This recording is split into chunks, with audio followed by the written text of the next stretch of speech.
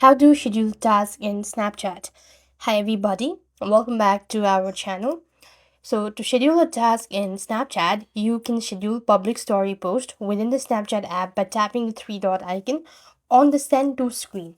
So what you need to do is, first of all, launch open the Snapchat app.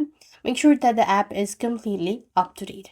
And now you need to take a snap. So I'm just gonna quickly make it this. Once you've taken a snap, you click on the story button, select whether it's public story, friends only, and then here you have a send to button, right? And next, you need to tap on the send to button and three dot at the bottom of the screen. Select a date and time for the post to be published. Once done selecting the time and all that stuff, tab done, then send to schedule it.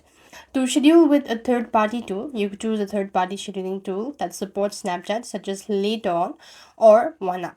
If you cannot find the schedule button, then it might be that this following feature is only available to Snapchat Plus user. So you have to understand that as well. So that's it. I hope your video was helpful. Make sure to like, share, and subscribe. Thank you for watching. See you in the next video.